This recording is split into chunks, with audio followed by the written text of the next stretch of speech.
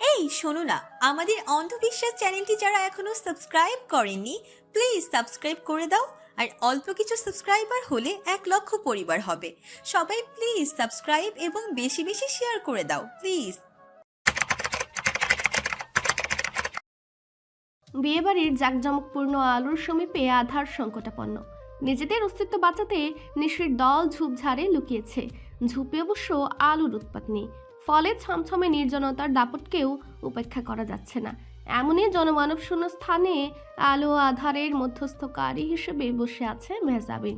সাজ অলঙ্কারের কোনো কমতি যার মাঝে নেই, তবে উচ্ছ্বাসের কমতি প্রকট। আকস্মিক নির্জনতা চুরমার করে ডেকে উঠল একটি গম্ভীর কণ্ঠস্বর।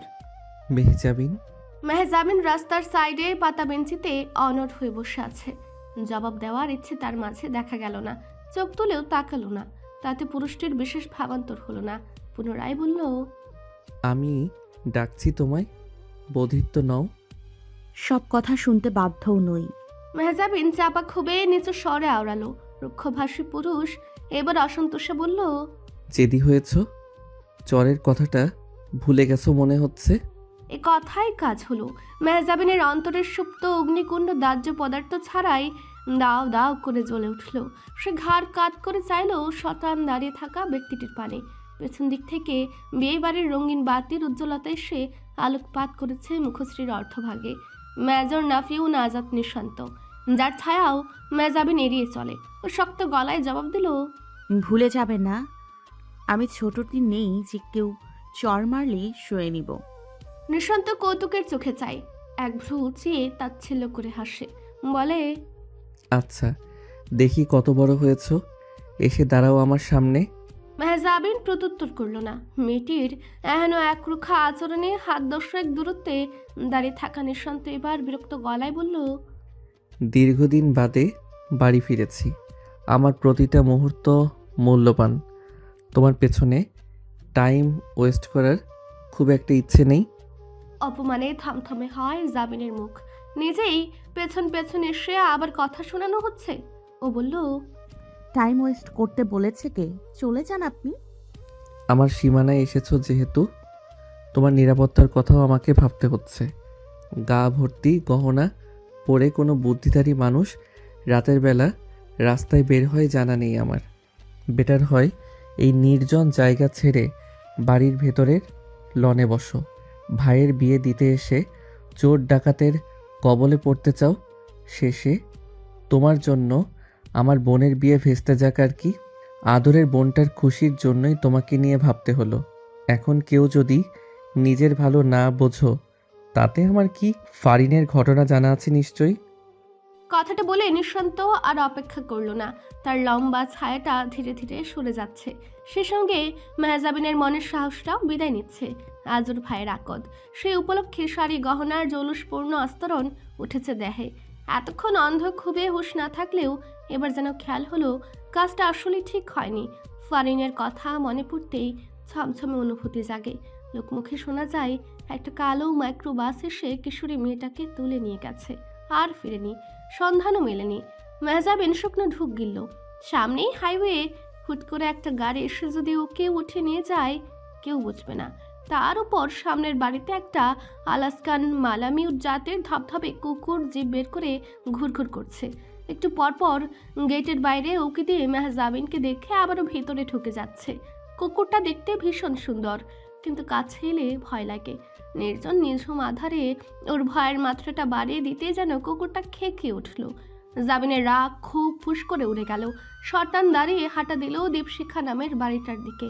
মনে পড়তে লাগলো 8 বছর আগের সেই ভয়ঙ্কর দিনটার কথা, যেদিন তার চাঁদের অনুরূপ উজ্জ্বল ব্যক্তিত্বে কলঙ্কের স্পর্শ লেগেছিল। প্রথম প্রেমের অভিজ্ঞতা যেমন মানুষ কোনোদিন ভুলে না, তেমনি প্রথম জ্বর খাওয়ার অভিজ্ঞতাও ভুলবার নয়। তখন কতই বা বয়স ওর, সবে 15। স্কুল পড়ুয়া বোকাশোকা কিশোরীর মন সরল আবেগে টইটুম্বুর ছিল। অল্পতেই খিলখিল করে হাসে, আবারও একটু ধমকে দু চোখে মেঘ ঘনিয়ে বর্ষা নামে। খেয়ালি মন তখন শাসনের আলক্ষ্যে দুঃসাহস দেখাতে চায়। ভাবাচ্ছন্ন মস্তিষ্কে রঙিন প্রজাপতি ডানা ঝাপটে উড়ে বেড়ায়।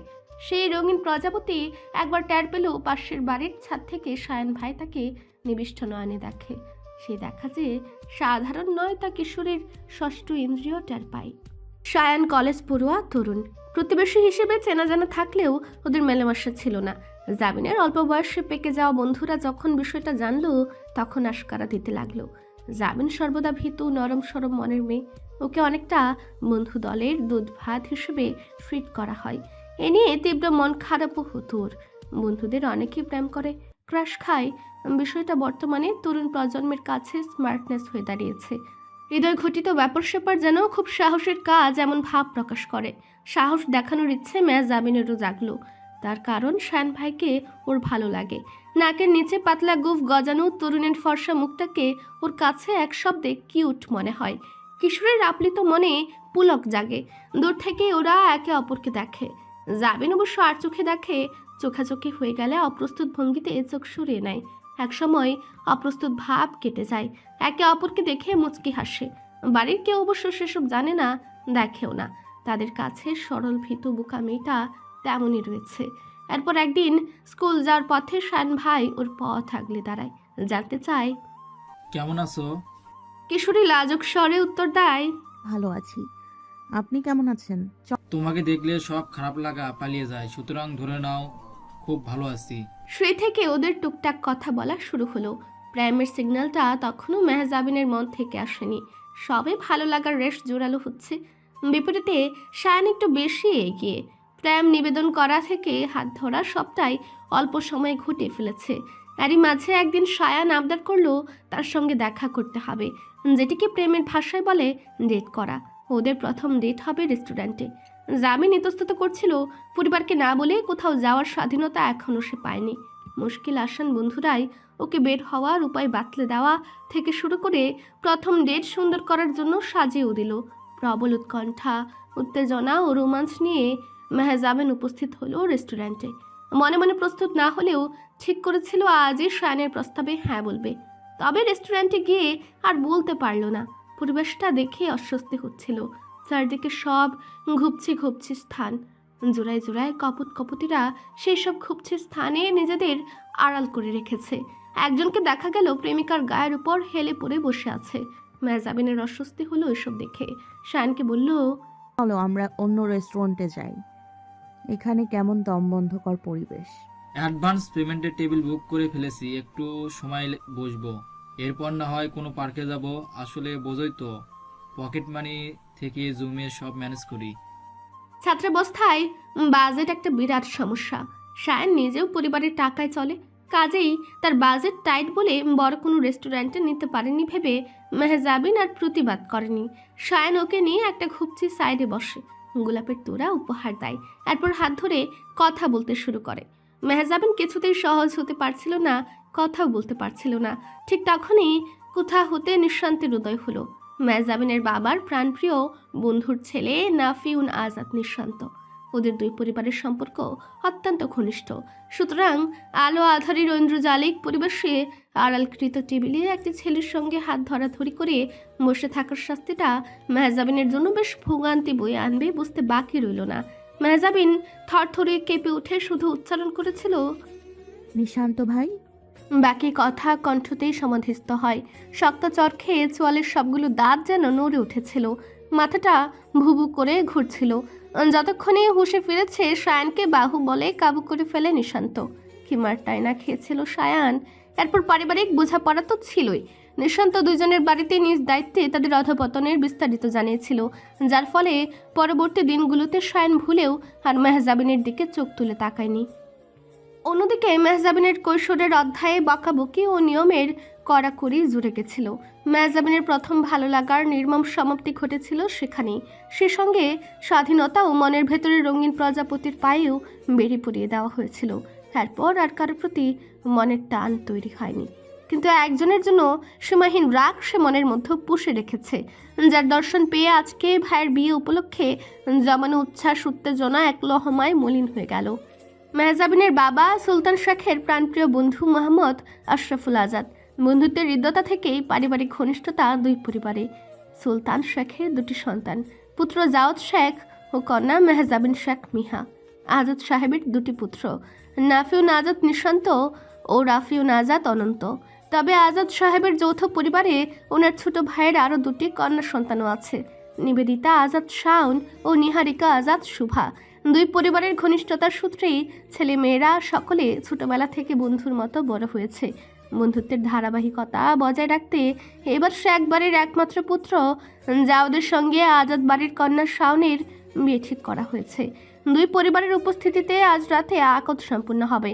সেই উপলক্ষে দীপশিখা বাড়িটা আজ নববধূর মতো সেজেছে। বাড়ির আনাচে কানাচে আত্মীয়দের ভিড় জমেছে, বরযাত্রীও এসে পড়েছে অনেকক্ষণ। মেহজাবিনও ভাইয়ের বিয়েতে হই হুল্লোড় করতে করতে এসেছিল, কিন্তু সভায় উপস্থিত হয়ে দেখলেও নিঃশান্তের আগমন ঘটেছে। অথচ ওকে জানানো হয়েছিল নিঃশান্ত সেনাবাহিনীর গোপন মিশনে আছে বলে বোনের বিয়েতে আসতে ছুটি পায়নি।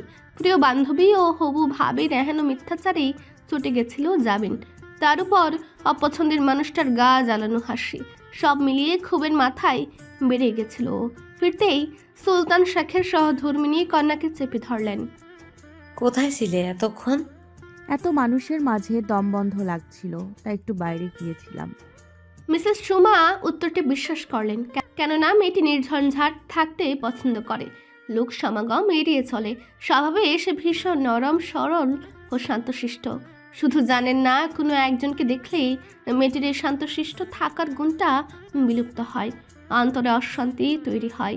মিসেস সুমা বললেন, বাইরে যাওয়ার দরকার নেই, ভালো না লাগলে উপরে চলে যেও, আমি বলে রাখবো একটা রুমের ব্যবস্থা করে দিতে। কোথা হতে শুভা ছুটে এসে জাবিনের হাত টেনে ধরল। এই যাবি না পু, তোমাকে আমি সেই কখন থেকে খুঁজছি, এসেই কোথায় গা ঢাকা দিলে? জাবিন অবিশ্বাস্য চোখে শুভার দিকে চাইল উপস্থিত সকলে। শুভা সকলের বিস্ফোরিত দৃষ্টির মুখে পড়ে ভ্রুকুটি করল, কাঁধ ঝাঁকিয়ে বলল, what happen guys? Am I look like an alien?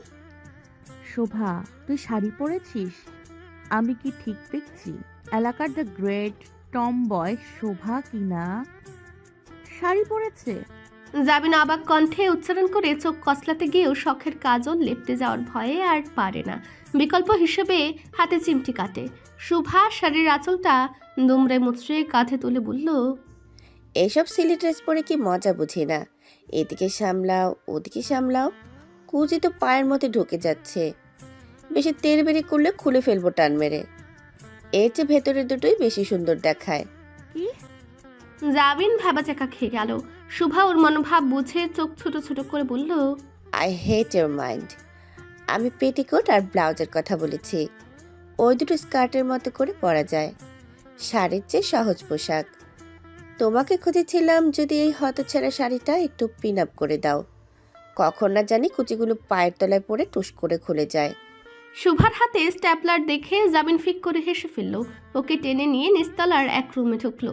মুচড়ানো আঁচলটা নামিয়ে ভাঁজ করে দিতে দিতে বলল, সামলাতে পারিস না যখন জোর করে পড়েছিস কেন? কেন আবার?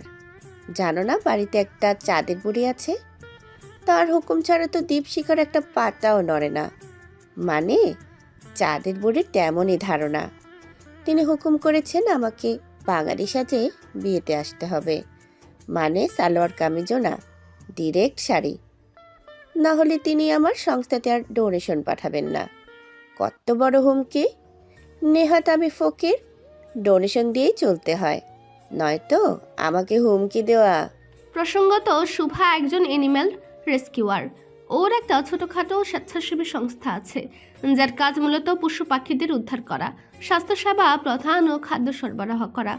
সংস্থার নাম যেতে যেতে পথে, পথেই ওদের সকল কাজ। চাঁদের বুড়ি অর্থাৎ শুভার দাদি ও দীপশিখার করতে ওদের সংস্থাতে একটা বড় ডোনেশন দেন। এই ডোনেশনের লোভেই ঘাড় তারা শুভা মাঝে মাঝে ঘাড় সোজা করতে বাধ্য হয়। চাঁদের বুড়িও এই সুযোগে নাতনিকে নাস্তা নাবুদ করে ছাড়েন। মেহজাবিন কৌশলে জানতে চাইল, নিশান্ত ভাইয়ের তো আসার কথা ছিল না, তাহলে আসলো কিভাবে? বলেছিল আসবে না, কিন্তু গতকাল হুট করে এসে সারপ্রাইজ দিল। মিশনটা সাকসেসফুলি শেষ করে বীরের বেশে ফিরেছে আমার ভাইয়া। মেহজাবিন আর কিছু বলল না, নীরবে শুভার শাড়ি ঠিক করে দিয়ে চলে গেল। বিয়ের আসরে এখন সবাই কনের অপেক্ষা করছে। ওদিকে শাওন নিচে নামার নামই নিচ্ছে না। এমন সময় শাওন ও মেহজাবিনের অভিন্ন বান্ধবী ফাইজা ছুটে এসে শুভার কানে ফিসফিস করে বলল, শাওন ঘরে নেই, দোতলার কোথাও খুঁজে পেলাম না। বিচ্ছেদ একটি হৃদয় ঘটিত সম্পর্কের চূড়ান্ত ও করুণ পরিণতির নাম। একসময় উথাল পাথাল করা ভালোবাসার মানুষটা বিচ্ছেদের পর প্রাক্তন হিসেবে গণ্য হয়। এরপর হুটহাট দেখা হলে জেকে বসে অস্বস্তি, সংকোচ কিংবা হৃদয়ের কুঠুরিতে আত্মগোপন করা গোপন ব্যথা। কারো কারো কাছে আবার প্রাক্তনের ছায়াও বিষাক্ত হয়ে ওঠে। অন্তত শাওনের কাছে তাই। অপেক্ষারত হবু স্বামীর নিকট যাওয়ার বদলে সে আটকা পড়েছে প্রাক্তনের কাছে। ওর সর্বাঙ্গে বধূষা, ভারী বেনারসি ও গহনার ভারী নুজ্জদেহ। একটু আগে শাওন বিবাহ আসরে যাওয়ার জন্য প্রস্তুত হচ্ছিল। এমন সময় আননোন নাম্বারে ফোন কল আসে, যেখানে স্পষ্ট হুমকি দেওয়া হয় যদি শাওন তার প্রাক্তন আমিনের সঙ্গে এই মুহূর্তে দেখা না করে তবে আমিন ভরা আসরে দুজনের সম্পর্ক নিয়ে তামাশা করে ছাড়বে। বাড়ির সম্মানে আঘাত লাগার ভয়েই শাওন ছুটে এসেছিল তেতলার ছাদ সংলগ্ন স্টোররুমে। বিচ্ছেদের 6 মাস পরও মাঝে মাঝে আমিন আসে ওকে মানাতে, বিয়ে করে নিতে অনুনয় করে। শাওন সেসব কানেই তুলেনি, মনের আসনে ঠাঁই দিয়েছিল যত্ন করে, কিন্তু সেই আসনের যোগ্য সম্মান যে দেয়নি তার জন্য সামান্যতম মায়াও আর অনুভব করে না ও। আমিনকে আজ সেই পুরনো দিনের মতো অসহায় অম্লান বদন লাগছে না। উগ্রভঙ্গিমায় পথ রোধ করেছে।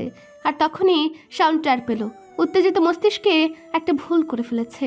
কাউকে জানিয়ে আসা কিংবা সঙ্গে করে নিয়ে আসা প্রয়োজন ছিল। শাওন নিজের ভীতি আড়াল করে শক্ত গলায় বলল, আমি তোমাকে আর চাই না আমিন। কতবার বলবো এক কথা, পথ ছাড়ো আমার। কথাটা বলা মাত্রই বলিষ্ঠ হাতের থাবা পড়ে চুলের গোছায়। আলো আধারের বিভ্রম ছড়ানো গুমট কক্ষে পুরুষালী হাতের জোরে শাওন হাঁসফাঁস করে ওঠে। আমিন দাঁতে দাঁত চেপে হিসিয়ে বলে ওঠে, বড়লোক পাত্র পেয়ে মন ঘুরে গেছে সোনা, তাই এখন আর গরিব আমিনকে ভালো লাগে না। শাওনের মুখ রক্তশূন্য, চোখে দুর্বার বিস্ময়। আমিন ওর গায়ে হাত তুলল, এতটা নিচে নামতে পারল সে? ক্রমাগত হাতের চাপ বৃদ্ধির ফলে শাওনের চুলের প্রতিটা গুড়া মিশিয়ে যায়। তবে যন্ত্রণাকে ছাপিয়ে গেছে ভয়। ব্যস্ত বিয়ে বাড়ির আনাচে কানাচে আত্মীয় পরিজনের আনাগোনা। হুট করে কেউ দরজাটা খুলে দিলে দুজনকে দেখে ফেলবে। বিয়ের কনের সঙ্গে বন্ধ রুমে প্রাক্তন প্রেমিককে আবিষ্কার করলে আর পরিণতি যে কোথায় গিয়ে ঠেকবে ভাবতেও গা শিউরে ওঠে। সামনের বুকের পাঁজর কাঁপিয়ে যেন রেলগাড়ি ছুটছে। তবু আমিনের মিথ্যা অপবাদে দমে গেল না। ধস্তাধস্তি জারি রেখে দাঁতে দাঁত চেপে বলল, প্রেম করার সময় তোমারও মনে রাখা উচিত ছিল আই লাভ ইউ বললেই কেউ তোমাকে নিয়ে জীবন কাটিয়ে দেওয়ার জন্য প্রস্তুত থাকবে না। ভালোবাসাকে প্রায়োরিটি দিতে হয়, তাকে যোগ্য সম্মান দিতে হয়। তুমি আমাকে কখনো 2 আনার দাম দাওনি, বরং আমি তোমায় বেহায়ার মতো ছুটে গেছি। তোমাকে শোধরাতে চেয়েছি, তুমি শোধরাওনি। নিজের বেপরোয়া জীবনকে আমার চেয়েও বেশি প্রাধান্য দিয়েছো। তাহলে এখন আমাকে কেন পাওয়ার জন্য উতলা হচ্ছ? সোনার ডিম পাড়া হাঁস হাতছাড়া হয়ে যাচ্ছে বলে? আমিন আরও কাছে এগিয়ে আসে। শাওন কুকড়ে যায়। যে সান্নিধ্য একসময় ওর ঠোঁটে হাসি ফোটাতো আজ তা ঘৃণার উদ্রেক করে। প্রণয়ের শুরুতে যে মাদকতার ঘুর ছিল সম্পর্কের 2 বছরে আমিন নিজের কর্মকাণ্ড দিয়েই কাটিয়ে দিয়েছিল। অন্তরকে করে তুলেছিল তিক্ত। ফলে বিচ্ছেদ শাওনের নিকট হয়ে উঠেছিল মুক্তি। তাহলে আজ এই সুখের দিনে তিক্ত অতীত কেন বন্দি করতে এসেছে ওকে? আমিন বলল, মুখে মুখে তর্ক করতে শিখে গেছো দেখি। আর কি আশা করো? প্রতারক তুমি। তখনও ছিলে, এখনও আছো। আমার বাড়িতে ঢোকার সাহস কোথায় পেলে? আমিন একটা বিদঘুটে হাসি দিল। সামনের গলায় পরিহিত সোনার সাতনরি হাড়ের উপর আঙ্গুল চালিয়ে গর্ব করে বলল, বড়লোকের বিয়েতে কত কাজ, কত শত মানুষের আগমন। ঢুকে গেছি ক্যাটারিং সার্ভিসের লোকদের সঙ্গে, নিরাপত্তা কর্মীরা টেরও পায়নি। আজ তো আমাকে আসতেই হতো। কি চাও তুমি আমিন? তোমাকে তুলে নিয়ে যেতে এসেছি, সুখে সংসার বাঁধবো। এখন থেকে তোমার সব কথা শুনবো, প্রমিস। অসম্ভব। আমাকে নিয়ে যাওয়ার সাহসও যদি তুমি করো, আমার চাচা ভাইরা তোমাকে জ্যান্ত পুঁতে রাখবে। আর হবুকে প্রাক্তনের বাহুতে ঘনিষ্ঠ অবস্থায় আবিষ্কার করার পর তোমার হবু স্বামী ফিরে তাকাবে তো? উশিষ্ট গ্রহণ করার মতো মহৎ আছে তোমার হবু স্বামীর? আমিনের ঠোঁটে অত্যন্ত রুক্ষ, হিংস্র ও উদ্দেশ্যপ্রবণ হাসি ফুটে ওঠে। ওর অভিপ্রায় বুঝে শাওন ধীরে ধীরে বলহীন হয়ে পড়ে, যেন কেউ নিংড়ে নিচ্ছে সমস্ত শক্তি। আজকের পর যাওয়া তো কি বিশ্বাস করবে তো? বাইরে থেকে তখন শোরগোল ভেসে আসছে। শাওন কই গেল? ছেলের বাড়ির লোকেরা সব অপেক্ষা করছে। জাওয়াত এসে থেকে শাওনের খোঁজ করছে। বর তো বিয়ের আগে বউ পাগল হয়ে গেছে। পুষ্প পবিত্রতার প্রতীক, পুষ্প সৌন্দর্যের আখ্যান। যুগে যুগে তাই সকল সৌন্দর্য প্রেমীর মন ফুলের রূপে মুগ্ধ সৌরভে সুবাসিত। প্রণয় নিবেদনের অন্যতম সংকেত ফুল। একটি গোলাপ নিবেদনে যেমন প্রণয়ের সূচনা হয়, তেমনি একটি রজনীগন্ধার মালা খোপায় জড়িয়ে দিয়ে রমণীর অভিমানের পাহাড় ভেঙে ফেলা যায়। আগুন যে মনের বরফ গলাতে ব্যর্থ, প্রেমময় ফুলের স্পর্শ তা নিপুণতার সাথে করতে পারে। বিয়ে শব্দটার সঙ্গেও ফুলের বেশ অন্তরঙ্গ সম্পর্ক। দুটি মানুষের পবিত্র পথ চলার শুভেচ্ছা জ্ঞাপনে ফুলের উপস্থিতি আবশ্যক। তাই বিয়ে বাড়ি মানেই ফুলের ছড়াছড়ি, সে হোক গাছ থেকে তোলা ফুল কিংবা ফুলের উপমা বিশিষ্ট সুন্দরী রমণী। বিবাহের আসরে তরুণ পুরুষের দল জ্যান্ত ফুলেদের সৌন্দর্য অনুসন্ধানে ব্যস্ত। অবিবাহিত সিঙ্গেল ছেলেরা পছন্দের রমণী নির্বাচনে অগ্রাধিকার পায়। বরযাত্রীর বহরে আজ অনেক রূপবতী মধুমতী ফুলের সন্ধান মিলেছে। সেসব ফুলের কাছে কিভাবে ভ্রমর হয়ে পৌঁছানো যায় তার কৌশল আটতে ব্যস্ত জোয়ানের দল। সেই দলের নেতা হয়েছে অনন্ত। তরুণের অনুসন্ধিৎসু দৃষ্টিতে প্রথমেই গেঁথে গেল এক রূপবতী তরুণী, যার খোপায় জড়ানো গোলাপ ফুল। অনন্ত তার পিছু নিয়ে নাটকীয় ভঙ্গিতে বলল, ওহে সখী, আমি তোমার খোপার ফুল হতে চাই, বরণ করে নাও আমায়। মেহজাবিন পিছু ফিরে চাইল। বন্ধুর দুষ্টুমিপূর্ণ চাহনির বিপরীতে একটা ব্যঙ্গাত্মক হাসি নিক্ষেপ করে জবাব দিল, আমি যে চাপা ফুল খোপায় দিই না। অনন্তের মুখে আধার নামলো। অভিমানী স্বরে বলল, এভাবে বলতে পারলে সখী? গায়ের রং শ্যামলা বলে আমাকে চাপার দলে ফেলে দিলে। প্রেমিকদের ফুল হতে নেই, ফুল তো ঝরে যায়। প্রেমিকদের হতে হয় সুই সুতোর মতো, যা প্রেম থেকে শুরু করে ফুল সব দিয়েই মালা গাঁথতে পারে, কখনো বা প্রেয়সীর মনও গেঁথে নেয়। ভারী স্বরের জবাবে অনন্ত ও জাবিন দুজনেই পিছনে তাকায়। পাঞ্জাবির আস্তিন গোটাতে গোটাতে ওদের দিকে এগিয়ে আসে নিঃশান্ত। সদ্য গোসল করেছে বোঝা যাচ্ছে। আফটার শেভের গন্ধটা পিছু ছাড়েনি। অনন্ত বড় ভাইয়ের কথাটা ছেড়ে দিল না, বলল, কিন্তু প্রেয়সীর মন ঘাঁটতে গিয়ে যে ক্ষত হয়ে যাবে ভাই।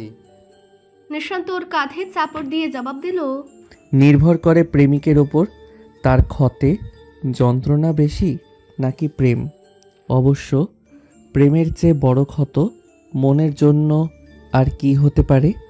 অনন্ত বেশ বুঝেছে এমন ভঙ্গিতে মাথা দুলিয়ে বলল, এবার থেকে প্রেমিকার মনে সূঁচ হয়ে ঢুকে ফালতুকু সুতা হয়ে বের হওয়ার চেষ্টা করব।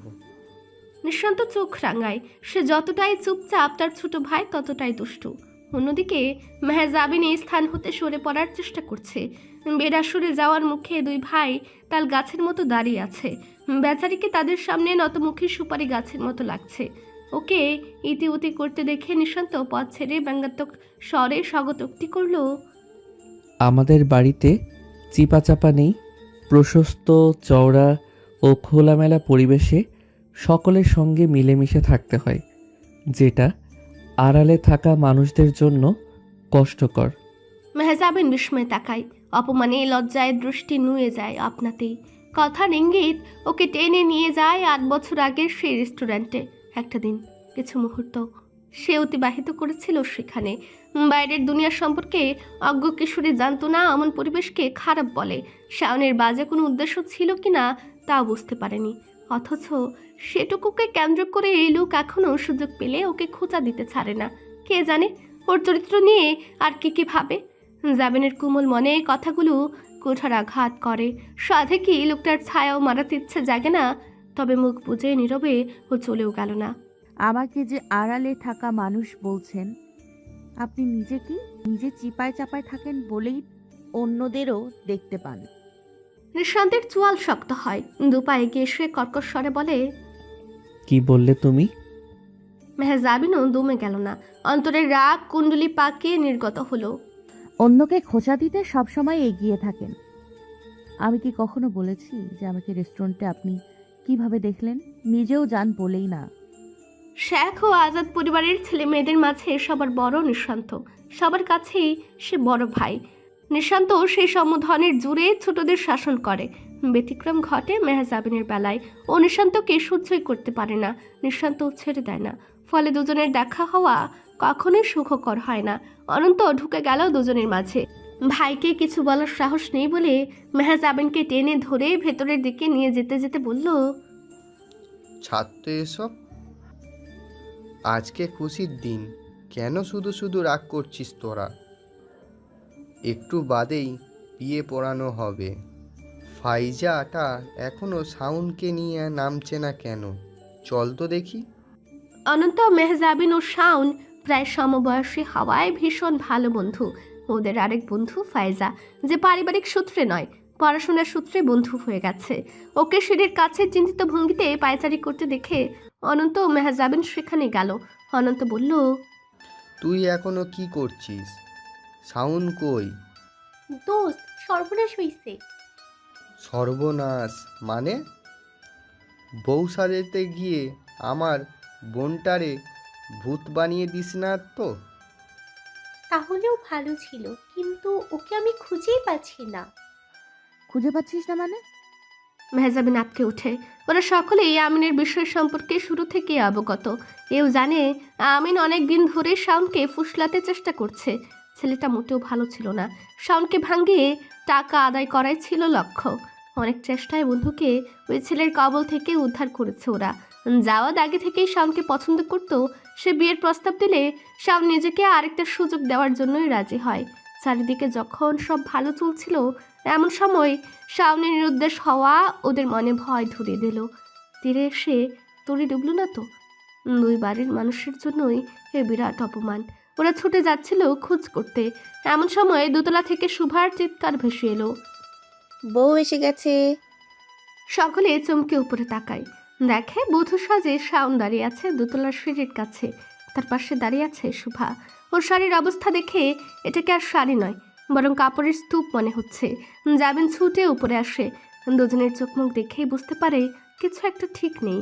শুভাকে অস্বাভাবিক হাঁপাতে দেখে সন্দিগ্ধ স্বরে জিজ্ঞেস করে, এমন অবস্থা কেন?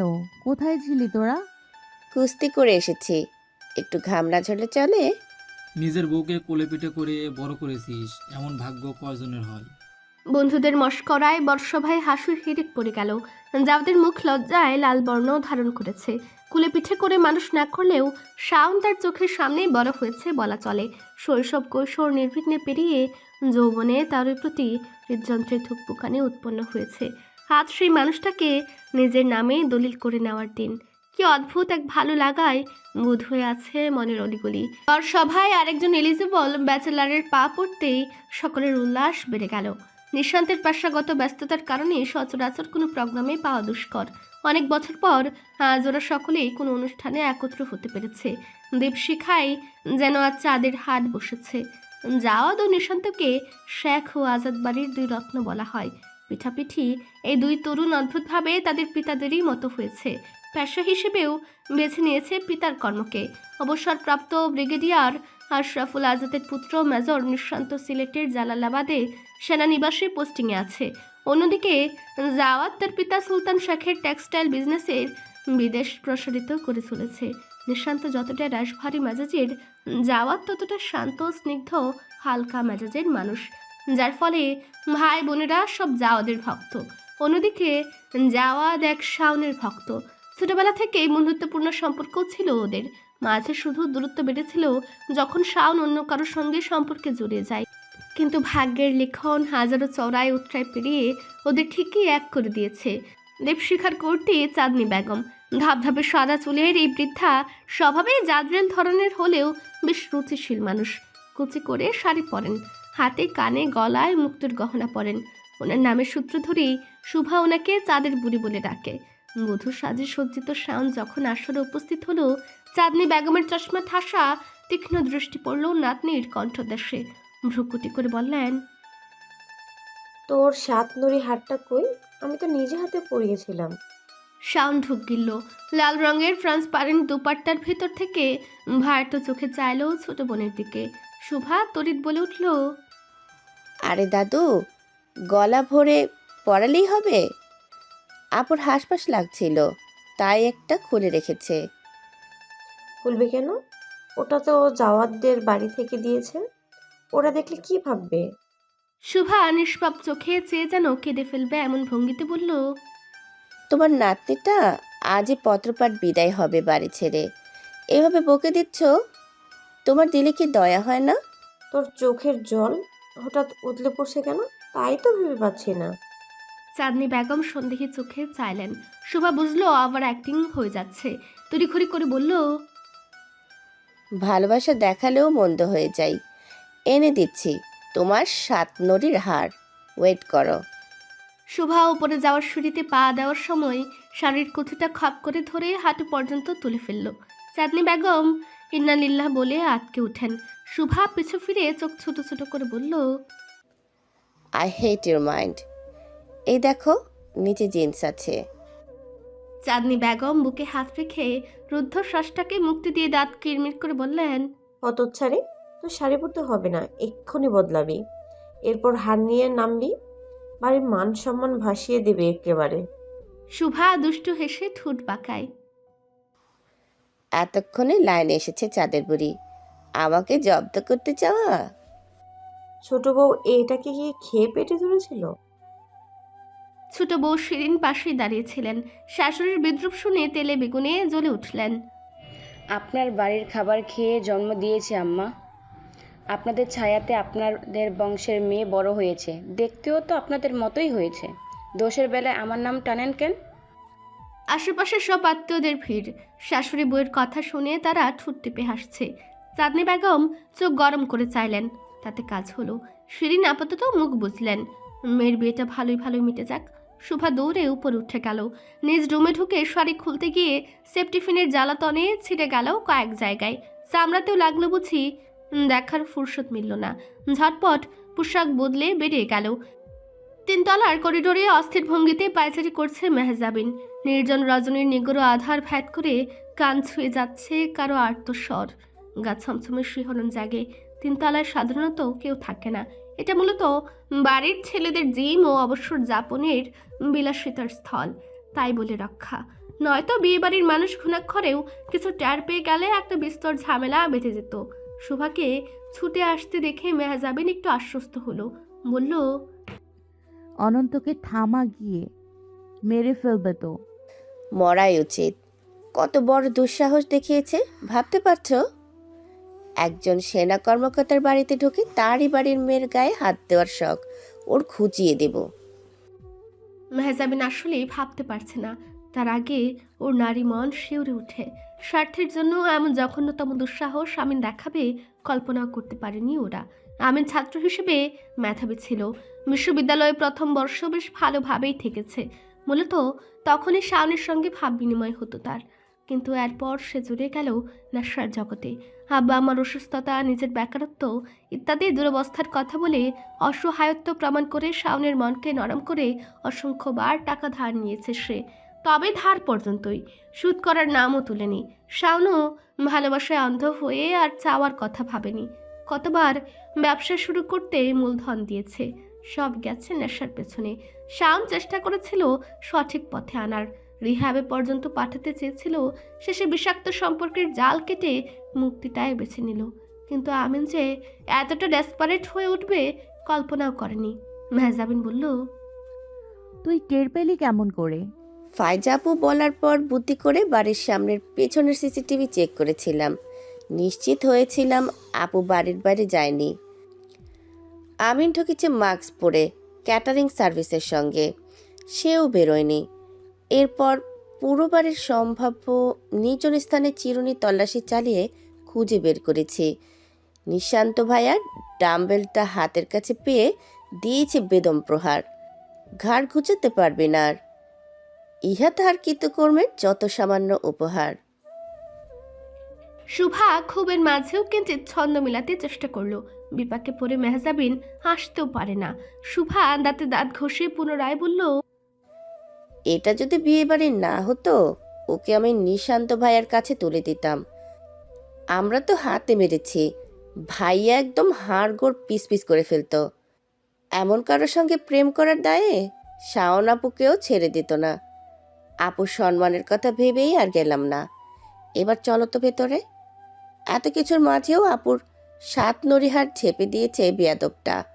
ওটা আগে উদ্ধার করে। দরজা খুলতে দেখা গেল অনন্ত নিস্তেজ প্রায় আমিনের সঙ্গে ডাব্লিউডাব্লিউ চ্যাম্পিয়নশিপ খেলছে। হাত পা বাঁধা আমিনকে মাটিতে ফেলে দূর থেকে ছুটে এসে ওপরে ঝাঁপিয়ে পড়ছে অনন্ত। আর প্রতিবার ঝাঁপানোতে আমিন যন্ত্রণায় কেঁদে উঠছে। মেহজাবিন দেখে কপাল চাপড়ালো। গুরুতর মুহূর্তেও তার বালখিল্যতা যায়নি। দীপশিখার একজন মানুষের স্বভাব একদম বাঁধিয়ে রাখার মতো আশ্চর্যজনক। শুভা ক্ষিপ্ত মেজাজে ছুটে গিয়ে আমিনের পাটে লাথি দিল। অনন্তকে বলল, ভাইয়া, শয়তানটা আপুর গলার সোনার হার চেপে দিয়েছে।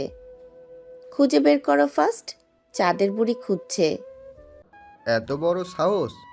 হার কোথায় বল, নয়তো জামা কাপড় টেনে ছিঁড়ব। দুটো মেয়ের সামনে একদম নাঙ্গা করে দেব। মারের যন্ত্রণায় গুঙাতে থাকা আমিন কোনো মতে ইঙ্গিত করলো নিজের প্যান্টের পকেটে। সেটা উদ্ধার করতেই মেহজাবিন বলল, এটাকে বেঁধে ফেল, আপাতত এখানে থাকুক, পরে বিহিত করা যাবে। সবাই নিচে চল, বিয়ে পড়ানোর সময় আমাদের না পেলে বাড়ির লোক সন্দেহ করবে। সেই মহেন্দ্রক্ষণ যখন সাদা রঙের ফুলের তৈরি ঝালরের দুই পাশে বসে বর কনের হৃদস্পন্দনের গতি ঊর্ধ্বমান। আপন ঘর পর হয়ে যাওয়ার বেদনায় কনের চোখে পানি আসে, আর বরের গলা শুকায়। কাজে বসেছে বরের পাশে, কনেকে কবুল বলতে বলা হচ্ছে। শাওন ঠোঁট চেপে আছে, চোখ টলমল করছে। অপর প্রান্তে উদ্গ্রীব কর্ণদ্বার নিয়ে অপেক্ষা করছে জাওয়াদ। শাওনের নিজেকে বেশ ছোট মনে হয়। জাওয়াদ না হয় শুধু তাকে ভালোবেসেছে, প্রথম ভালোবাসাও। কিন্তু শাওনের প্রথম ভালোবাসা তো জাওয়াদের জন্য ছিল না। ও কি আসলেই ওই স্বচ্ছ মানুষটার ভালোবাসার যোগ্য? সম্মান দিতে পারবে? পারবে কি নতুন করে ভালোবাসতে? মুখে শঙ্কা জাগে। অন্তরের দোলাচলের মাঝেই শাওন টের পেল ফুলের ঝালর দিয়ে তৈরি পর্দা ভেদ করে একটি পুরুষালী হাত এগিয়ে এসেছে। আলতো স্পর্শে আঁকড়ে ধরেছে ওর ঘরমাক্ত হাত। সেই স্পর্শে ভরসা আছে, আশ্বাস আছে, আছে পাশে থাকা আর আকুলতা। শাওনের হৃদয় শান্ত হয়, চোখ বুজে উচ্চারণ করে, আলহামদুলিল্লাহ। জাওয়াদের দিক থেকে কবুল উচ্চারিত হলো সহজ সাবলীলভাবে। কাবিনের আনুষ্ঠানিকতা শেষে পর্দা উঠল বরকনের মাঝ থেকে। নবদম্পতি একে অপরকে দেখল। এ যেন নতুন সম্পর্কের সূচনায় নতুন করে একে অপরকে দেখা। অন্যদিকে বরকনের পাশে বসে থাকা আরও দুটি মানুষ একে অপরকে দেখল জল জ্বলে চোখে। কিছু কিছু মানুষ হয় ওয়ান ট্র্যাক মাইন্ডের। একজন মানুষ কিংবা তার সম্পর্ককে ঘিরে তারা শুরুতেই যে ধারণা পোষণ করে, তারপর শত যুক্তি বা সত্যি দিয়েও সেই ধারণা তাদের মন থেকে সরানো যায় না। শাওনের সম্পর্কটা যারা জানতো তাদের অনেকেই এই ধরনের ব্যক্তি।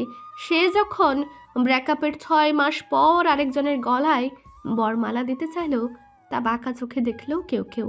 পূর্বে প্রেম ছিল এরূপ রমণী যেন খাদযুক্ত। সে কেন এত ভালো একজন পুরুষকে স্বামী হিসেবে পাবে? খাদযুক্ত একটা পুরুষই তার প্রাপ্য। এরূপ ইঙ্গিতপূর্ণ চাহনি দেখেই শাওনের মাঝে হীনমন্যতা জন্মেছিল। সে জাওয়াদের যোগ্য সঙ্গিনী হতে পারবে না। বিয়ের কথা এগোচ্ছিল পারিবারিকভাবে। পাকা কথা যখন স্থির হতে চলেছে, শাওন হুট করে একদিন জাওয়াদকে ফোন করে বলল, আমি তোমাকে বিয়ে করতে পারবো না জাওয়াদ ভাই। একটি তরঙ্গহীন শান্ত স্বরে ভেসে এসেছিল, কারণ You deserve someone better than me. But not like you. তোর ডুপ্লিকেট পাওয়া গেলে ভালো হতো, খুঁজে দিতে পারবি? সামনের চোখে জল চলে এসেছিল। এভাবেও কেউ তাকে চাইতে পারে? সেও তো একজনকে চাইতো, কিন্তু বিপরীতে এমন আকুল আবেদন তো মেলেনি। উল্টে অন্তর পুড়িয়ে ফেলেছে। সামনের নীরবতাকে দীর্ঘায়িত না করে জাওয়াদ শান্ত স্বরে প্রশ্ন ছুড়েছিল, তোর কি আমাকে অপছন্দ? হতেই পারে, সরাসরি বললে আমি মেনে নেব। এভাবে ঘুরিয়ে পেঁচিয়ে নিজেকে কেন ছোট করছিস শাওন? তুমি সব জানো। আমি কি সেসব নিয়ে তোকে প্রশ্ন করেছি? সন্দেহ করবে না তার কি নিশ্চয়তা? তুই কি আমিনের কাছে ফিরে যাওয়ার ইচ্ছে রাখিস মনে মনে? তবে বল, ওকে ধরে বেঁধে রিহাবে পাঠাই।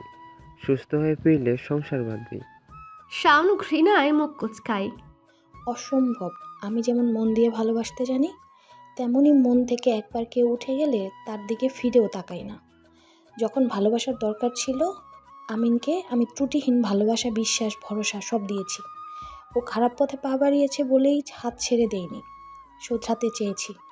এখন আর ওর জন্য ভালোবাসা নেই, ঘৃণাটাও আমি মন দিয়েই করতে জানি। জাওয়াত বোধহয় একটু হেসেছিল, প্রশ্ন করে। কিন্তু এরপর? মানে? বুঝল না শাওন। জাওয়াত পুনরায় বলল, এরপর কি বৈরাগ্য গ্রহণ করে সংসার থেকে হবে? বিয়েটা করা লাগবে না? তা কেন? করতে হবেই এক সময়। কেমন পাত্র খুঁজবি তখন? এতদিনে ভালো মতো বুঝে গেছি আমি মানুষ চিনতে পারি না, খুব সহজেই কাউকে বিশ্বাস করে ফেলি, ফলে অন্যরা আমাকে সহজেই বোকা বানাতে পারে। সুতরাং নতুন করে মনের মানুষ খোঁজার রিস্ক আর নেব না, অ্যারেঞ্জ ম্যারেজ করে ফেলবো। বিয়ের আগে অতীত খোলাসা করে জানিয়ে দেব, এরপর যা আগে ভাগ্য। আমাদের সম্পর্কটাও কি অ্যারেঞ্জ হচ্ছে না? আমি তোর অতীত জেনেই কি এগোইনি? সুতরাং চোখ বুজে শ্বাস নে, বল আল্লাহ ভরসা, যা আছে ভাগ্যে। শাওন সেদিন ফুপেই কেঁদেছিল, আজ কবুল বলার পরও কাঁদছে। পরবর্তী যতগুলো দিন ওই কথাগুলো মনে পড়বে ও কাঁদবে। আমিন জানতো না নারীর হাত ধরতে হয় ভালোবেসে। সেই হাতটা যদি দড়ি হয়ে চেপে বসে, নারী হাঁসফাঁস করে ওঠে। অন্যদিকে জাওয়াত জানে ছোট ছোট স্পর্শের দ্বারা কিভাবে হৃদয় ছুঁতে হয়, ভরসা দিতে হয়, সর্বোপরি পাশে থাকতে হয়। বিয়ের আনুষ্ঠানিকতার শেষ মুহূর্তে আসে বিদায়, যখন একটি পরিবারের বিকৃত সদস্যটি অন্য আরেকটি পরিবারের সংযোজিত হয়। নিঃসন্ত ও অনন্তের পর দেবশিখার বাড়ির প্রথম কন্যা সন্তান শাওন। তার প্রতি সকলের উপচে পড়ার স্নেহ রয়েছে। সেই মেয়েটির বিদায় সকলকেই ভারাক্রান্ত করে তুলল। শিরিন কেঁদে কুটে শাশুড়ির উপর পড়ে যাচ্ছেন। চাঁদনি বেগম নিজেও কিছুটা আবেগাক্রান্ত হয়ে পড়েছিলেন, কিন্তু ছোট বউয়ের আচরণে বিরক্ত গলায় বললেন, তুমি কাঁদছো নাকি আমাকে অত্যাচার করছো ছোট বউ? আম্মা, আজকের দিন শাসন করবেন না, আমার বড় মেয়েটা চলে যাচ্ছে। আমার নাতনিও যাচ্ছে, দয়া করে দূরে গিয়ে কাঁদো, আমাকে জ্বালিও না। বিয়ের পর থেকেই শিরিনের ধারণা শাশুড়ি ওনাকে অপছন্দ করেন। শাওনের বাবার সঙ্গে ওনার প্রেমের বিয়ে। চাঁদনি বেগমের মত ছিল না বিয়েতে। তার শুরু থেকেই একটা মন্দ ভাব আছে দুজনের মধ্যে। কেউ কারো কথা ছেড়ে দিত না, এখনও দেয় না। স্থান কাল পরিবেশ ভুলে লেগে যায় একে অন্যকে খোঁচা দিতে।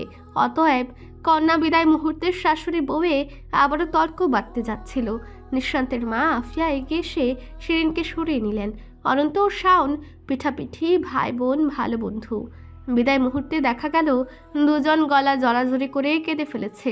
শুভা এসে কাপা গলায় বলল, তোমাদের মাঝে আমাকেও একটু জায়গা দাও না, আমিও কাঁদবো। অতঃপর কান্না জুড়ে দিল তিন ভাই বোন। সেই দৃশ্য দেখে বড়রা আরও বেশি আবেগপ্রবণ হয়ে পড়লেন। মেহজাবিন ওদের দেখে আর ঠুট বাঁকায়। একটু আগে দুই ভাই বোন উল্লাস করে একজনকে আধমরা করে ফেলে এসেছে, অথচ এখন ভাবখানা এই যে তাদের মতো সরল মানুষ দুনিয়াতে দুটি নেই। নিশান্ত ওদের থেকে দূরে দাঁড়িয়ে আছে। সে বরাবর কঠিন মনের মানুষ। ছোট ভাই বোনের কান্না দেখে মনে মনে বিগলিত হয়ে পড়ল স্নেহশীল মনটা, কিন্তু আবেগ প্রকাশ করতে না পারায় বিব্রত হয়ে নিজেকে আরো বেশি গম্ভীর অবতারে ঢেকে ফেলল। নিঃশান্তের এই অবতার দেখলেই মেহজাবিনের স্কুলের অঙ্ক স্যারের কথা মনে পড়ে যায়।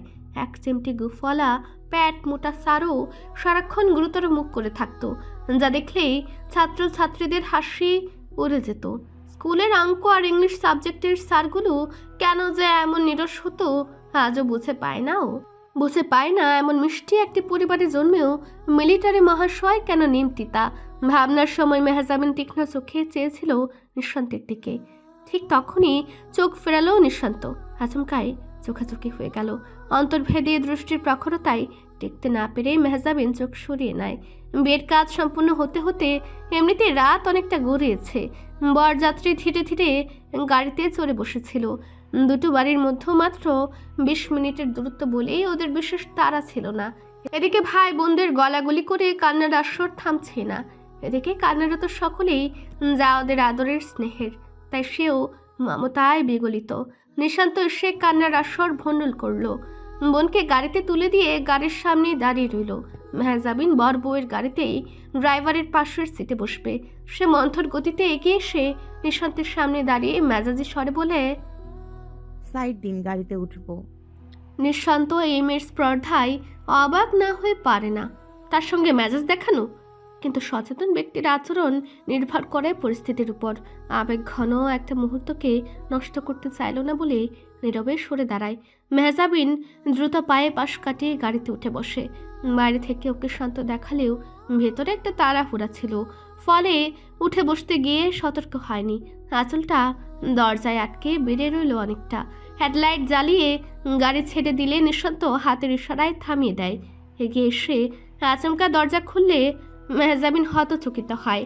নিঃশান্ত কিঞ্চিত ঝুঁকে ওর আঁচলটা কুড়িয়ে কুলের উপর দিয়ে কটাক্ষের স্বরে বলল, সামান্য অসতর্কতা ভয়ানক বিপদ ঘটাতে পারে, নিজেরও অন্যেরও। তোর বোনটাকে একটু সতর্কতা বিচক্ষণতা শেখা জাওয়াত। শেখ বাড়িটা আয়তনে বড় হলেও পরিবার ছোট, মাত্র 4 জন সদস্য এবং 2 জন পরিচারিকা। 2 ছেলে মেয়ের স্বভাবে একদমই শান্তশিষ্ট হওয়ায় এ বাড়িতে কোলাহল বিশেষ হয় না। শাওন যতবারই এ বাড়িতে আসতো শান্তি অনুভব করত, বলতো, ইস, এমন একটা নিরিবিলি বাড়ি যদি আমার হতো। মুখের কথা মিলে গেছে। বাড়িটা এখন তারও। একজন সদস্য বৃদ্ধি পাওয়ায় বাড়িটাও যেন আজ মহা খুশি। শাওনও খুশি এই জন্য যে এ বাড়িতে আত্মীয়ের খুব একটা ঘন ঘটা হয়নি। আকদ অনুষ্ঠান বিধায় লোক সমাগম কম। পরবর্তীতে রিসেপশনে সবাইকে আমন্ত্রণ জানানো হবে। ঘড়ির কাঁটায় 1টা বাজে।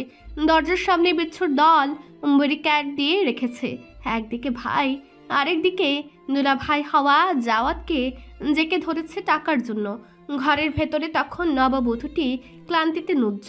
কাঁচা ফুলের ঘ্রাণে বেশিক্ষণ থাকলে মাতাল মাতাল বোধ হয়। শাওনের এখন তাই অনুভূত হচ্ছে। মনে হচ্ছে লম্বা করে পা মেলে শুয়ে পড়ে। কিন্তু আজকের রাতটি বিশেষ।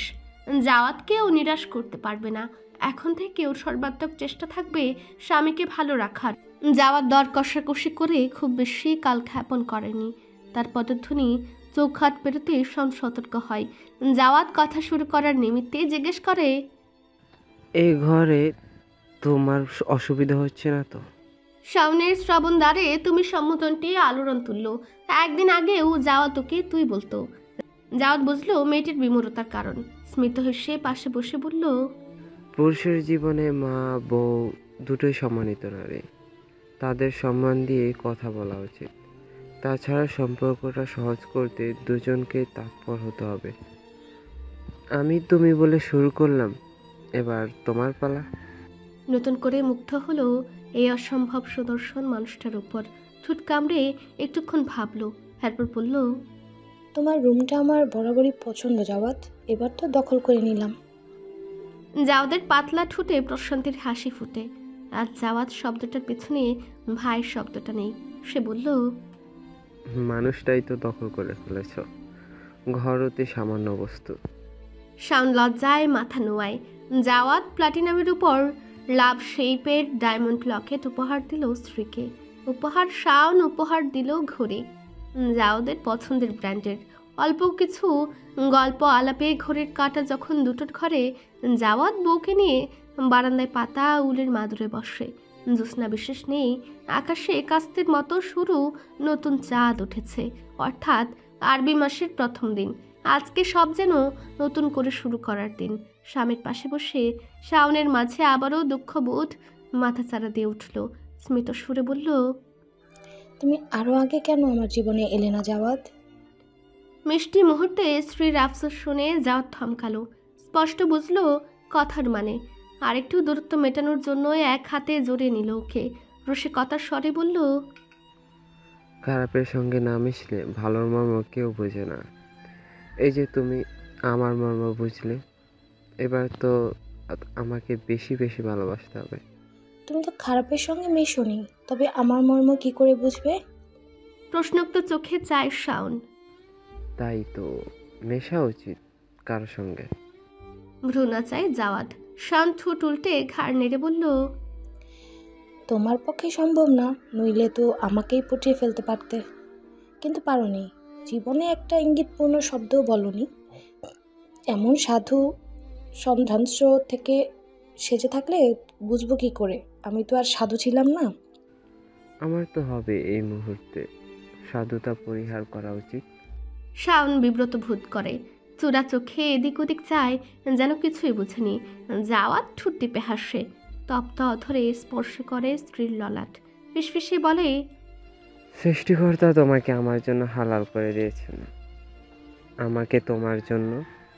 এর কাছে যাবতীয় পুরনো বেনামি সম্পর্ক তুচ্ছ। পবিত্রতায় বরকত থাকে।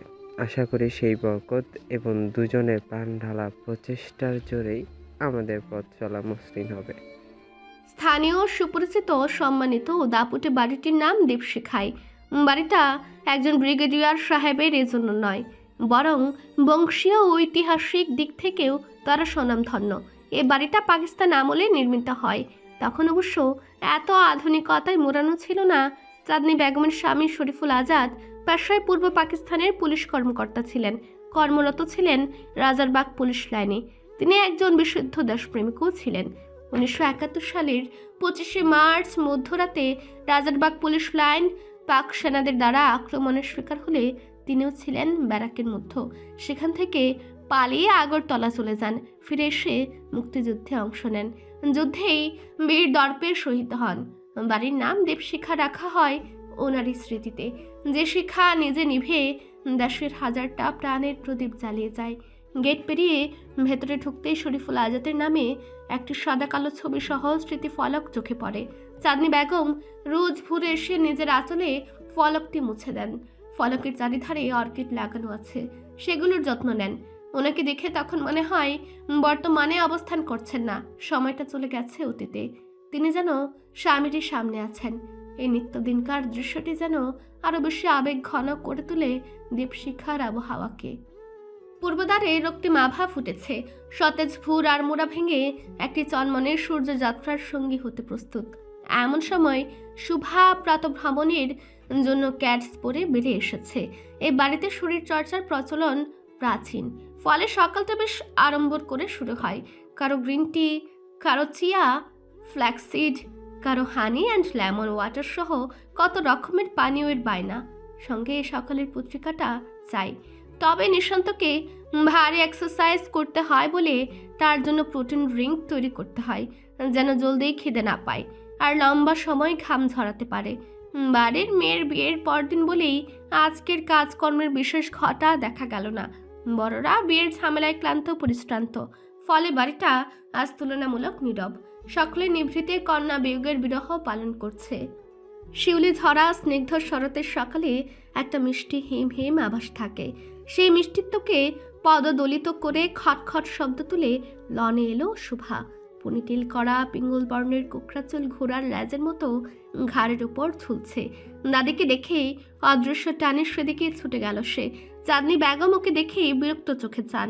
শুভা দাঁত কেলিয়ে বলল, চাঁদের বুড়ি, তোমার নেই কুজুরি, তোমার কথায় আমি পরেছি শাড়ি, সুতরাং আমার ডোনেশনটা দিয়ে দাও তাড়াতাড়ি। চাঁদনি বেগমকেও যেন একই কথার সুর পেয়ে বসলো। তিনিও নাটকীয় ভঙ্গিতে বললেন, হতচ্ছাড়ি, আমার কি টাকার গাড়ি? শুভা চুটকি বাজিয়ে জবাব দিল, এবার কিন্তু হচ্ছে বাড়াবাড়ি, কথা না রাখলে তোমার সঙ্গে আরই। তাতে আমার বই গেল ভারী। চাঁদনি বেগম বুড়ো আঙ্গুল দেখে ভেতরে চলে গেলেন। শুভা আহত চোখে চেয়ে রইল। কত বড় প্রতারণা! ডোনেশন আটকে রেখে বললেন শাড়ি পরতে, সাংসারিক হতে। শুভা শুনল সব কথা, কিংবা বলা যায় নিজের স্টাইলে শোনার চেষ্টা করলো। এখন এভাবে ফাঁকি দেওয়া? ওদিকে সে যেতে যেতে পথের সংস্থার পক্ষ থেকে একটা ইভেন্টের ঘোষণা দিয়ে ফেলেছে ডোনেশনের ভরসায়। পূর্বের অভিজ্ঞতা থাকায় বিকল্প পন্থা পেতে অবশ্য বেশি সময় লাগলো না। শুধু একটা বাঁকা হাসি ফুটল ঠোঁটের কোণে। দীপশিখা থেকে হাতের বাঁ দিকে এগুলে একটা সাদা রঙের শৌখিন বাড়ি নজর কাড়ে। গেটের সামনে মার্বেল পাথরে খোদাই করা আছে বাড়ির নাম হোয়াইট হাউস। আমেরিকার হোয়াইট হাউসের মতো এই বাংলাদেশি হোয়াইট হাউসে প্রেসিডেন্ট বাস না করলেও বাঙালি জাতের ইংরেজের দেখা মেলে। বাড়ির মালিক দস্তগীর সাহেবের বংশগত সুইটস অ্যান্ড বেকারির বিজনেস আছে। প্রতিষ্ঠানের নাম মতিচুর। বাংলাদেশের বিভিন্ন শহর উপশহরে তাদের আউটলেট আছে। দস্তগীর সাহেব যতটাই বুদ্ধিমান এবং ধৈর্যশীল, ওনার স্ত্রী সুলেখা ততটাই অধৈর্য, কিছুটা বোকা ধরনের মহিলা, ভীষণ সরল প্রকৃতিরও। ফলে সহজে ওনাকে যে কেউ ঠকিয়ে যেতে পারে। সেই ঠকানোর লিস্টে সবার উপরের নামটা বোধহয় শুভারই থাকবে। সে বেশ কয়েকটা ইভেন্টে সুলেখাকে প্রধান অতিথি হিসেবে আমন্ত্রণ করে বিরাট বিরাট ডোনেশন বাগিয়ে নিয়েছে, যার পুরো অর্থটাই গেছে কুকুর বিড়ালদের চিকিৎসা ও খাদ্যের পেছনে। সুলেখা শো অফ করতে ভালোবাসেন, শুভা সেই শো অফের সুবিধা নিতে ভালোবাসে। দুজনের কাজের ফলাফল স্বরূপ যদি কিছু অবলা প্রাণের সেবা হয়ে যায় তাতে মন্দ কি? এমনটাই ভাবনা শুভার। জগিং করতে করতে উদ্যান থেকে এক চক্কর ঘুরে এসে শুভা হোয়াইট হাউসের সামনে থামল। সূর্য তখন নিজের খুলস ছেড়ে দিনের যাত্রা শুরু করেছে। রাস্তাঘাট এখনও লোকারণ্য হয়ে ওঠেনি। আবাসিক এলাকা বিধায় এখানে ভারী যান চলাচল করে না। বেলা 10টার আগ পর্যন্ত চারপাশ শান্ত নীরব থাকে। মাঝে মাঝে অফিস কিংবা স্কুল যাত্রীদের বয়ে নিয়ে যাওয়া প্রাইভেট কার, বাইক কিংবা রিক্সার হর্ন ও ল্যাম্পপোস্টের তারে বসে থাকা কাকের দলের খুশ গল্প শোনা যায়। শুভা কপালের ঘাম মুছে হোয়াইট হাউসে ঢুকলো। গেট পেরিয়ে ভেতরে ঢুকতে চওড়া পথের দুই ধারে ছেটে রাখা ঝাউ গাছ। পথের সমাপ্তিতে বাড়িতে প্রবেশের 3 ধাপের উঁচু সিঁড়ি, এরপর সদর দরজা। শুভাকে কলিং বেল চাপতে হলো না, দরজা খোলাই আছে। পায়ের কাছে খবরের কাগজ পড়ে থাকতে দেখে সেটা তুলে নিল। কি ভেবে যেন লনের পাশ কাটিয়ে বাগানে ঢুকে গেল। একটা জবা ফুল ছিঁড়ে এনে এরপর ঢুকলো বাড়ির ভেতর। সুলেখা পাশ্চাত্যের আধুনিকতা সৌন্দর্যের প্রতি অনেক বেশি আগ্রহী। নিজের মাঝেও তার কিছু ছাপ রাখেন। ওনার চুলগুলো কাঁধ অব্দি ছাটা, কানের পাশের চুলগুলোতে বাদামি রঙের প্রলেপ, গাউন এবং সালোয়ার কামিজে অভ্যস্ত তিনি। ট্রেডিশনাল প্রোগ্রাম ব্যতীত শাড়িতে খুব একটা দেখা মেলে না। কথার মাঝেও ব্রিটিশ অ্যাকসেন্ট লক্ষণীয়। এসবের কারণে শুভা ওনাকে ইংলিশ আন্টি বলে ডাকে। তবে তিনি মানুষ হিসেবে ভালো, যা মনে তাই মুখে, ভান জানেন না। শোভা বর্ষার ঘরে ঢুকে ফুলটা এগিয়ে দিল, আহ্লাদের স্বরে বলল, beautiful flower for this beautiful young lady, take it aunty. English aunty বিগলিত হেসে বললেন, thank you my darling. Nail paint করা টান টান চামড়ার ফর্সা হাতটা বাড়ি ফুলটা নিলেন, গুজলেন নিজের কানে। মধ্যবয়সী ও এক পুত্রের জননী এই নারী আসলেই দেখতে নজর কাড়া সুন্দরী। নিজের যত্ন নেন বলে বয়সের ছাপ ত্বককে কাবু করতে পারেনি। শুভা 2 গালে হাত দিয়ে বিস্ময়ে উচ্চারণ করে, ফুলের কানে ফুল, কাকে ছেড়ে কাকে যে দেখি। উফ আন্টি, আপনার রূপের গোপন রহস্যটা কি যদি বলতেন? ইংলিশ আন্টি ঠোঁটে একটা আড়ম্বর হাসি টেনে আত্মগৌরব প্রকাশ করেন। মাছে তাড়ানোর ভঙ্গিতে বলেন, যাও দুষ্টুমি, তোমরা হলে সতেজ ফুল, আমি বাসি ফুল। কিছু ফুল বাসি হলেও কদর আছে, যেমন বকুল ফুল। বাসি হলেও ঘ্রাণ অমলিন, আপনি ততটাও বাসি নন। রূপ সুবাস দুটোই অম্লান। এত তেল দিও না শোভা, এমনিতেই ফুলে বেলুন হয়ে যাচ্ছে, এরপর ফুনুস হয়ে উড়ে যাবে। দস্তগীর সাহেব ক্যাতা দুরস্থ হয়ে নিচে নামতে নামতে কথাটা বললেন। শুভা লজ্জা পেয়ে কান চুলকায়। ইংলিশ আন্টি অবাক গলায় বললেন, ফুলে যাচ্ছি মানে আমি ওয়েট গেইন করে ফেলেছি।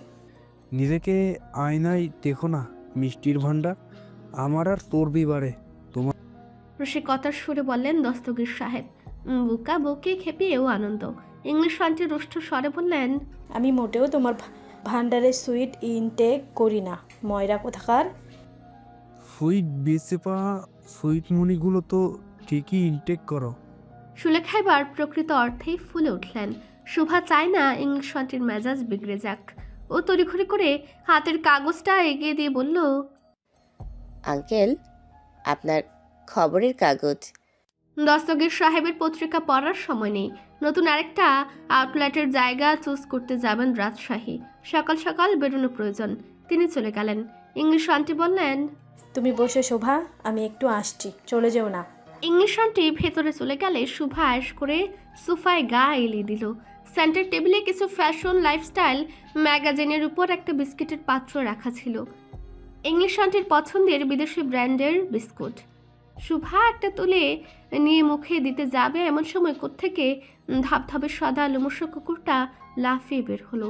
চিকন কণ্ঠে চেঁচিয়ে উঠল হাতের বিস্কিটের দিকে চেয়ে। শুভা প্রথমটায় ভরকে ছিল, সামলে উঠতেই বুঝলো মালকিনের বিস্কিটে হাত দেওয়ার অপরাধেই এই চেঁচামেচি। শুভা দৃষ্টি খাটো করে, কুকুর বিড়াল নিয়েও সারাক্ষণ মেতে থাকে, কারোর সঙ্গে বিবাদ হয় না, বরং ওকে দেখলেই কুকুরগুলো দৌড়ে আসে আদরের জন্য, খাবারের জন্য। ব্যতিক্রম এই ইংলিশ ধলা কুকুরটা, দেখলেই তেড়ে আসে। শুরুতে স্বভাবসুলভ আদরের জন্যই শুভা এটার সঙ্গে ভাব করতে চেষ্টা করেছে, ছলে বলে আদর করতে চেয়েছে, কিছুতেই পারল না। ওর জানতে ইচ্ছে করে এই কুকুরকে ট্রেন করেছে কোন বেটা। শুভা চাপা গনগনে কণ্ঠে বলে উঠল, খাবো, আরো বেশি করে খাবো, বিস্কুটও খাবো, তোর মালকিনের মাথাও খাবো, পারলে ঠেকা। টফি চেঁচাচ্ছ কেন? ভেতর থেকে ইংলিশ আন্টির কণ্ঠ শোনা গেল। শুভা বিস্কিটটা সবে মুখে দিয়েছে, কামড়টাও দিতে পারেনি। আন্টির ফিরে আসার পদধ্বনি পেয়ে বিস্কিটটা নিজের মুখ থেকে বের করে টফির মুখে ঢুকে সোজা হয়ে বসলো। ইংলিশ আন্টি এসে দেখলো টফি বিস্কিট মুখে দাঁড়িয়ে আছে। তিনি গরম চোখে চেয়ে বললেন, নিয়মিত ভালোবাসার গল্প শুনতে এবং পড়তে আমাদের অন্ধবিশ্বাস চ্যানেলটি সাবস্ক্রাইব করে পাশে থাকা বেল আইকনটি ক্লিক করুন। ধন্যবাদ সবাইকে।